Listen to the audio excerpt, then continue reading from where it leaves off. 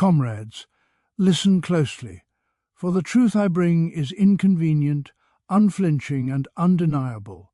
The world as you know it does not run on the brilliance of kings, the visions of CEOs, or the ambition of politicians. No, the world runs on the hidden labor of the countless hands, minds and hearts that are neither praised nor remembered. It runs on the silent sweat of the factory, the invisible effort of the service, the unnoticed toil that builds cities, feeds families, and fuels empires. And yet, the architects of power call this work invisible, irrelevant, dispensable. Do you feel it? That gnawing sense that your labor is undervalued, that your contribution is appropriated by others who do not lift a finger for it. This is no accident. It is no oversight. It is the logic of a system built to exploit, extract and pacify. Capitalism, comrades, thrives by turning your work into profit that is never yours, by converting your life into a commodity that you cannot even reclaim. Every product you assemble, every meal you serve, every task you complete in anonymity becomes the engine of someone else's wealth. And yet, the masters of this world would have you believe you are free, that this is the natural order, that your role is insignificant, and that resistance is folly. Make no mistake, this is a war waged against the very soul of the working class. It is a war where the battlefield is your time, your energy, your creativity, and your hope. The invisible labor is not an abstraction, it is the lifeblood of empires. Without your hands, the wheels of industry stop. Without your intellect, the systems of governance falter. Without your bodies, the cities crumble. Yet the system ensures that you remain unseen, unrecognized and unorganized, so that power and wealth remain concentrated in the hands of a few. But there is a path through this darkness. It is the path of consciousness, the awakening to the truth of your own power. For when the workers unite, when the invisible become visible, the oppressed become organized, the world itself trembles before their collective force. History is not made by kings or investors, it is made by the class that produces everything yet owns nothing. And it is this class, you, who hold the capacity to dismantle the structures of oppression. Rise, therefore, recognize that your labor is not a curse but a source of power. Recognize that your invisibility is imposed, not inherent. Recognize that every hour you spend toiling for others is a demonstration of the value you bring to the world, a value that, if united, becomes unstoppable. Organize, comrades. Speak with one voice, act with one hand. Only through solidarity can you reclaim what is rightfully yours, your time, your dignity, your share of the wealth you create, and your freedom. Do not be deceived by the rhetoric of moderation, the illusion of meritocracy, or the seductive myths of individual advancement. These are chains, carefully crafted to divide you, to convince you that you are powerless, that your suffering is inevitable, and that hope is dangerous. Hope, when wielded collectively, is not dangerous, it is revolutionary. And your labor, which the system calls invisible, is the instrument of that revolution. Comrades, the moment has come to rise from invisibility. The moment has come to assert your presence, your rights, and your power. The world runs on your work, and the time has come for the world to acknowledge it. Stand together, strike together, and let the oppressors tremble before the collective might of the workers. For the history of freedom is written not by those who exploit, but by those who refuse to be exploited. The chains of invisibility will fall. The world will no longer run on unseen work alone. It will run on the recognition, the justice, and the liberation of those whose hands, minds, and hearts create everything. You are part of this force. You are the force. And together we shall remake the world. The world, as it stands today, is a vast machinery of production, consumption, and accumulation. Yet it functions not by the brilliance of kings, bankers, or the so-called innovators, but on the silent, ceaseless labor of the countless individuals whose work is systematically rendered invisible. This labor is the engine of wealth, the source of prosperity, and the foundation upon which empires and corporations thrive. Yet the very people whose hands, minds, and bodies generate this value are denied recognition, recompense, or influence. Every product, every service, every structure that supports modern society is the outcome of human effort that is deliberately obscured, appropriated, and monetized by those who have the power to dictate terms and extract profit. The laborer, the cleaner, the caregiver, the factory worker, the service employee, the teacher, and the countless others who toil in anonymity are forced to see their lives reduced to wages that barely sustain survival, while those who own the instruments of production, the capital, and the networks of commerce reap the rewards of their labor, often without contributing a fraction of the effort that produced it. This exploitation is not incidental, it is systemic.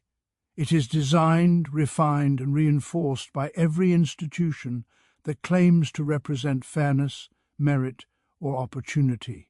The invisibility of labor is a mechanism of control, for when workers are unseen, they are powerless, divided, and conditioned to accept their marginalization as natural, inevitable, and immutable. The ideology of the ruling class teaches that the value of life is measured not by labor but by wealth, that productivity exists for the enrichment of a few, and that the majority must compete for scraps, gratitude, or the illusion of upward mobility. In reality, every hour spent producing, every ounce of skill applied, every moment of energy expended is captured by structures that convert human labor into private gain. The very systems that regulate work, measure performance, and reward compliance are designed to mask the essential truth. Without labor, nothing exists. The skyscrapers that scrape the sky, the digital networks that connect continents, the food on tables, the services that sustain life, the cultural and intellectual achievements celebrated as society's triumphs are all born from labor that is systematically undervalued, obscured, and claimed by others. The invisibility of labor allows wealth to concentrate, power to consolidate, and hierarchies to persist. It prevents collective awareness, as those who labor in isolation fail to recognize the shared patterns of exploitation, the common structures that govern their oppression, and the potential of unified action. This invisibility is both a strategy and a symptom, a strategy to extract maximum value with minimal resistance, and a symptom of a system that prioritizes accumulation over justice, profit over humanity, and hierarchy over equality. The logic of capitalism requires that most labor remain unrecognized because recognition implies value, and value implies bargaining power, and bargaining power threatens the stability of the few who dominate the economic, political, and cultural arenas. The workers who maintain the circulation of society are taught to internalize their marginality, to accept underpayment, overwork, and disregard as the natural state of things. They are conditioned to believe that the machinery of society functions independently of their effort, that their labor is replaceable, and that their voices are insignificant. This ideology of invisibility is reinforced by media, education, legal frameworks, and even social norms that elevate wealth and status above the human effort that sustains them. Yet the truth remains undeniable. The world would cease to function without labor. Factories would stop, services would collapse, cities would stagnate, and the networks of commerce and culture would crumble. The very existence of society, its comforts, its technologies, its wealth, depends on labor that is systematically denied acknowledgement. Recognizing this is the first step toward empowerment, for awareness exposes the asymmetry of value and the exploitation that underpins it. When labor is understood as the true source of wealth, the invisibility imposed upon it becomes a battleground. The recognition That the few thrive on the unseen work of the many illuminates the power that resides in collective action, solidarity, and organization. The exploitation of labor is not a natural order, it is an artifact of human design, and as such it can be challenged, resisted, and transformed. Every system of oppression relies on hiding the contribution of the oppressed, and every act of liberation begins with making the invisible visible. Capitalism, in its essence, is not merely an economic system. It is a structure of domination that survives by ensuring the invisibility, devaluation, and division of those whose labor sustains it. The profit of the few depends entirely on the obscuration of the many, for wealth cannot accumulate without the extraction of value from those who produce, serve, and maintain the mechanisms of society. Workers are deliberately kept unseen, as if their existence were incidental to the functioning of the world, because visibility implies acknowledgement, and acknowledgement implies power. The labor that fills factories, drives commerce, supports services, and maintains infrastructure is treated as though it were a natural resource, infinite and impersonal, rather than the concentrated effort of human beings whose time, energy, and intelligence are stolen and commodified. Every hour of toil, every skill applied, every thaug invested is appropriated by owners, executives, and capitalists who do not perform the work themselves, and yet they reap the profits as if they were the creators of value. This exploitation is masked by ideology, by the promises of meritocracy, by the rhetoric of opportunity, and by the illusions of individual advancement that convince the worker to compete against their peers rather than recognize the systemic forces that oppress them. Workers are undervalued not by accident but by design. The system assigns monetary and social worth, not according to contribution or necessity, but according to the position of labor within the hierarchy of capital. Jobs that produce immense wealth for others are often poorly paid and socially disregarded, while positions that require minimal effort but control the instruments of production are glorified. This deliberate devaluation conditions the worker to accept scarcity, insecurity, and subordination as their natural state. Division is the tool that ensures the continuation of this exploitation, for a fragmented workforce cannot collectively recognize or resist its oppression.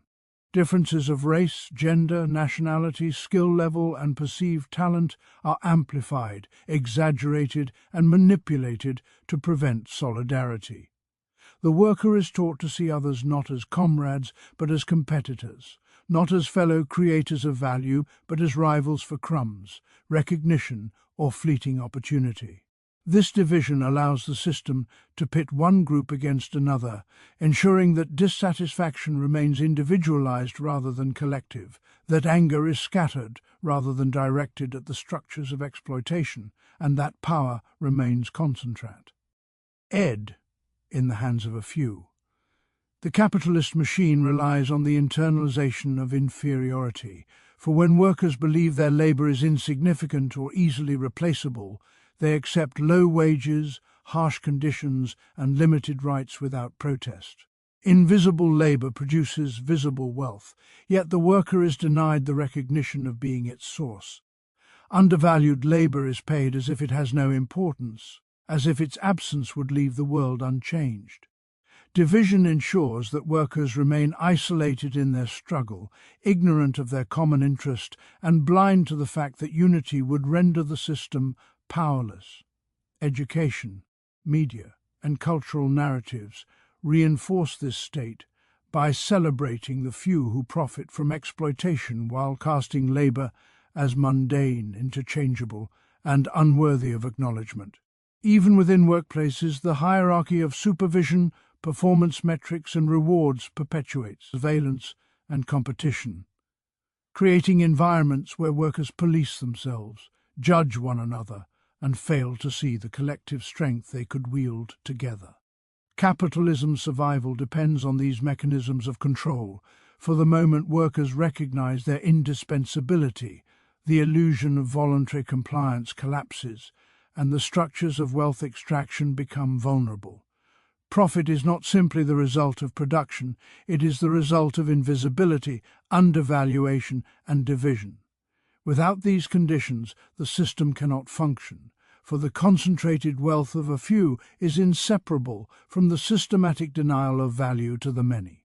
Every policy, every law, every social expectation that maintains inequality serves this function, ensuring that the worker remains fragmented, silent, and complicit in their own subjugation. Capitalism does not merely tolerate inequality. It requires it, engineers it, and perpetuates it, for its very logic is the conversion of labour into capital while denying labour its due. To recognize this truth is to glimpse the possibility of power, for the worker's invisibility is not a natural law but a construct, and the worker's undervaluation and division are not destiny but strategy, and therefore they can be challenged, disrupted, and overturned through awareness, organization, and collective struggle. Consciousness is the spark of liberation, the recognition of one's own value and the understanding of the systemic forces that shape life, labor, and society. The worker, hidden and exploited within the machinery of capitalism, is often taught to see their condition as natural, their labor as incidental, and their oppression as unavoidable. This false consciousness is the bedrock of control, for when the worker accepts invisibility and undervaluation, the structure of exploitation continues unchallenged. But when consciousness awakens, the worker sees the truth that the wealth of the few is produced by the labor of the many, that their invisibility is imposed, and that the divisions which separate them from their peers are manufactured to weaken resistance. Consciousness illuminates the systemic inequities that pervade workplaces, cities, and nations, revealing that poverty, insecurity, and subjugation are not accidents of fate, but deliberate outcomes of a system that thrives on inequality. It allows the individual to transcend isolation, to perceive that the struggles faced are not personal failings, but the result of collective exploitation, and to understand that power is not inherent in the owners of capital, but in those whose labor sustains everything around them. Solidarity is the natural extension of consciousness, for once the worker perceives the shared conditions of labor, they recognize their common interest with all others who toil under similar oppression. The individual awakening is insufficient without connection, communication, and cooperation. For the strength of labor lies not in isolated acts, but in organized action. When workers unite across industry, sectors and nations, the invisible labor becomes visible as a force capable of challenging exploitation, demanding justice, and reshaping society.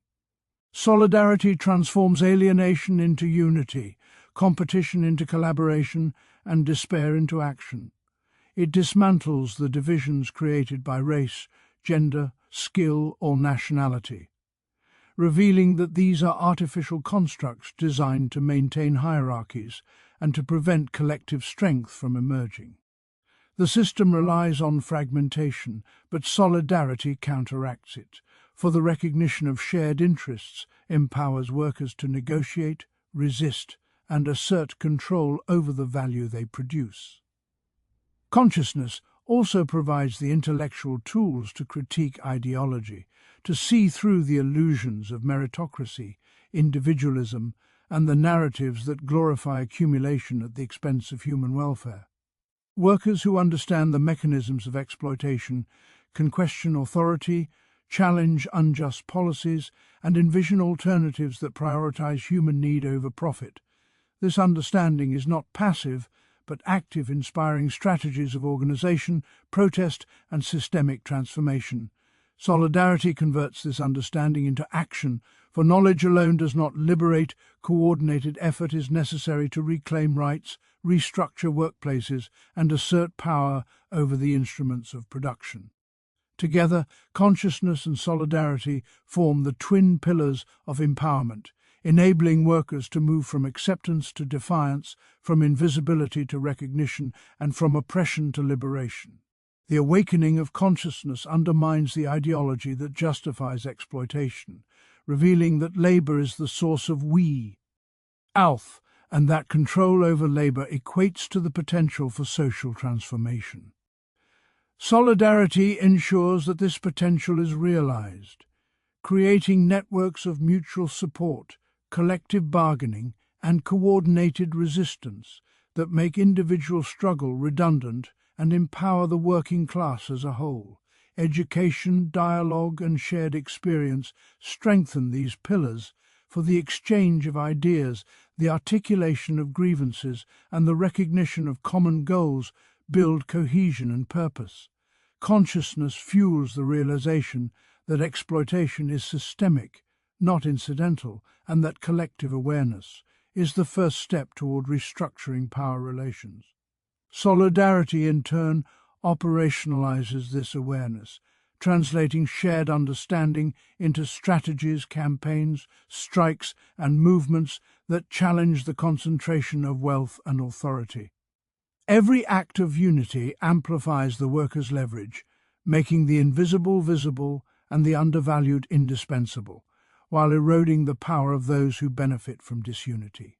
History demonstrates that no oppressive system can endure when the laboring class recognizes its power and acts in unison. For the wealth and productivity of society are inseparable from those who labor, and without their cooperation, the structures of exploitation falter. Consciousness and solidarity are therefore inseparable. One illuminates the truth of oppression, the other organizes the response, and together they constitute the transformative force capable of overturning exploitation, asserting human dignity, and reshaping society to serve the many rather than the few. Individual labor, no matter how industrious or skilled, is limited in its capac. To challenge the structures of exploitation that define capitalist society. A single worker, isolated in their effort, may produce value, sustain a household, or contribute to the machinery of industry, but the fruits of that labor are immediately captured by those who own the means of production, leaving the worker powerless and unseen. It is only through collective organization that this dispersed, invisible effort becomes a force capable of confronting, destabilizing, and ultimately overturning the structures of oppression. When workers come together, they form a network of power whose magnitude is determined by their shared understanding, common purpose, and coordinated action. This transformation is both practical and symbolic. The practical, because organization enables strategic planning, mobilization, and the assertion of demands. The symbolic, because it demonstrates that labor, once divided and exploited, possesses the capacity to assert control over its own value. Strikes, unionization, coordinated resistance, and mutual support are manifestations of this revolutionary power as they convert individual effort into collective leverage, making it impossible for capital to operate unchallenged. The process of organization reveals the interdependence of labor, showing that no single industry, role, or individual can exist in isolation, and that the strength of the working class derives from the unity of all who contribute to the functioning of society. Each hand that toils, each mind that calculates, each body that sustains production becomes a node in a network of resistance, amplifying its force through coordination and solidarity. This is the essence of revolutionary power, the conversion of dispersed, invisible labor into an organized, visible, and assertive force capable of dictating terms, demanding justice, and reshaping society. Organization also provides a framework for consciousness to translate into action. Awareness of exploitation, injustice, and systemic inequality alone does not overturn the structures that impose them. It is the deliberate alignment of workers, the creation of structures for communication, decision-making, and strategy that transforms awareness into power. Through organization, workers learn to synchronize their efforts, to plan collectively, and to act in ways that maximize the impact of their labor on the existing system. Coordination ensures that the removal or withholding of labor, even temporarily, can produce significant consequences for the machinery of capital, demonstrating the indispensable role of labor in sustaining society and the vulnerability of those who claim ownership of wealth without contributing to its creation. Collective organization also fosters resilience, mutual support, and a shared sense of purpose, countering the alienation and isolation imposed by capitalist structures. Workers learn that their struggle is not solitary but shared, that their grievances are not personal failures but systemic outcomes, and that their unity is the source of potential transformation. This realization strengthens morale, instills confidence, and encourages sustained engagement in struggles that might otherwise seem futile. Revolutionary power emerges not only from the visible outcomes of coordinated action, such as strikes or protests, but from the ongoing process of mutual recognition, education, and empowerment within the organized collective. It demonstrates that labor, when acknowledged and mobilized collectively, is the fundamental source of value and authority in society, and that those who wield it in unison can challenge entrenched hierarchies, resist exploitation, and assert control over the distribution of wealth and resources. The transformation of individual labor into revolutionary power is further reinforced by strategy and leadership within the organized collective. Coordination allows workers to identify points of leverage, to disrupt production where it most benefits capital, and to direct their collective strength toward demands that advance equity, justice, and the recognition of labor's true value. Each act of organization, no matter how small, contributes to the creation of a structure capable of sustained action, resistance, and negotiation, building a foundation for systemic change. This process underscores the inseparability of individual contribution and collective power, showing that no amount of isolated labor can produce structural change, but that organized labor becomes a force that those who profit from exploitation cannot ignore. In this sense, organization is both shield and sword, providing protection from isolation and vulnerability, while simultaneously equipping the working class with the tools to assert influence, negotiate for rights, and challenge the monopolization of wealth and power. The potential of revolutionary power lies dormant within each worker, but it is only through the act of coming together, coordinating, and asserting shared purpose that this potential becomes a tangible, transformative force capable of reshaping society, redefining value, and challenging the structures that seek to exploit labor without acknowledgement, reward, or respect.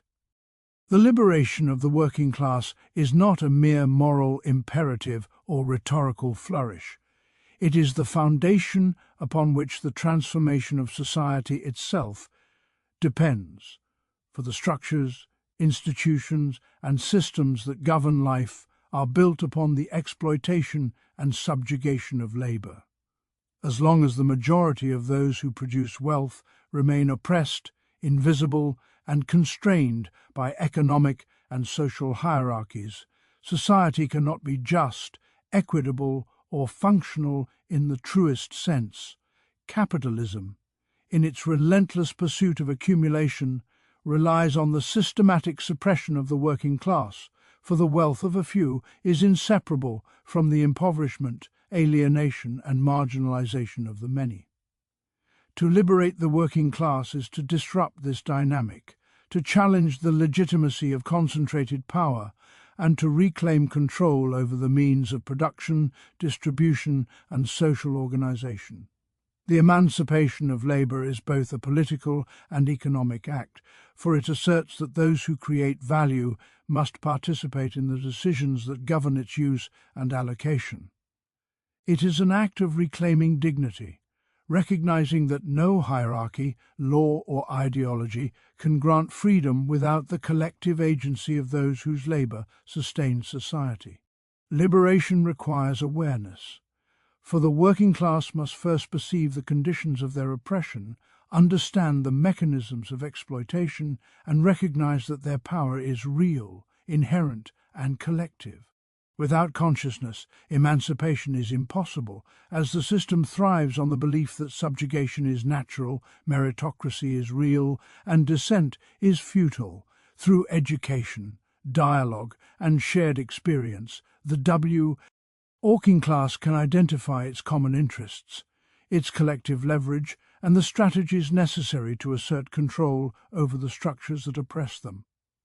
Organization is the instrument through which liberation manifests, converting individual grievances and isolated labor into a coordinated force capable of enacting systemic change. Strikes, unions, cooperative networks, and collective governance are not mere tools of resistance, but expressions of the principle that society cannot endure without the recognition and empowerment of those who produce its wealth. Political engagement, social advocacy, and the reimagining of institutions are extensions of this liberation. For freedom is not merely the absence of overt oppression, but the active participation in shaping the economic, social, and cultural conditions of life. The working class, once empowered, becomes the arbiter of social justice, determining not only the distribution of resources, but also the values and priorities of society itself. Liberation also necessitates the dismantling of artificial divisions imposed by race, gender, nationality, and skill, which capitalism exploits to fragment collective power.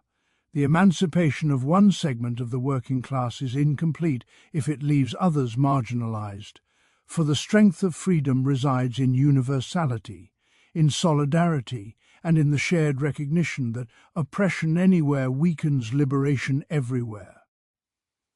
When workers assert their rights collectively, they disrupt the cycle of exploitation, rendering the mechanisms of extraction, invisibility, and undervaluation ineffective. Every act of self-determination, every claim to fair compensation, every coordinated demand for rights challenges the legitimacy of structures that concentrate wealth without labor and authority without contribution. The liberation of labor is inseparable from the reconfiguration of society itself, for a society that denies its creators the control over their work is a society built on coercion, inequality, and instability. True transformation requires not incremental reform, but structural change, the remaking of institutions, economies, and cultural norms to reflect the dignity, agency, and value of the working class. The emancipation of labor also has a moral dimension, as it asserts that human life, effort, and creativity are not commodities to be exploited, but essential elements of social existence that demand recognition and respect. It challenges the ideology that justifies accumulation without contribution, wealth without labor, and authority without accountability, exposing these notions as constructs of domination rather than natural truths. The liberated working class becomes a living demonstration of what is possible when those who sustain society reclaim power over its direction, purpose, and benefits. Their emancipation signals the collapse of old hierarchies and the emergence of new possibilities, where social cooperation, mutual aid, and equitable distribution replace exploitation, scarcity, and enforced dependence. It is the working class, through its collective awareness, solidarity, and action, that holds the key to social renewal, economic justice, and cultural transformation. For no society can claim legitimacy while the majority of its creators remain subjugated, and no true progress can occur until those whose labor shapes the world also shape its destiny. Asserting the primacy of human need, dignity, and collective power over private accumulation, hierarchy, and oppression. Comrades, the truth is clear and undeniable. The world runs not on the visions of the few, but on the labor of the many, labor that is unseen, undervalued, and divided for the benefit of others. Your work is the engine of society, your effort the foundation of wealth, and your unity the only force capable of reclaiming what has been stolen. Consciousness awakens the mind, solidarity strengthens the body of the collective, organization transforms scattered effort into unstoppable power, and liberation of the working class becomes the prerequisite for remaking society itself. The chains of invisibility, exploitation, and division are not eternal. They are constructs that can be dismantled by knowledge, unity, and action. Every moment of awareness, every act of solidarity, and every organized struggle brings us closer to a world where labor is recognized, valued, and empowered. The liberation of the working class is not merely a goal, it is the foundation of a society in which justice, equity, and human dignity are not privileges, but rights. Rise, organize, and claim your power, for the future belongs not to those who profit from your labor, but to those who produce it and have the courage to unite. The world is yours to remake, and it begins with the recognition that your labor is not invisible, your value not negotiable, and your power limitless when wielded together.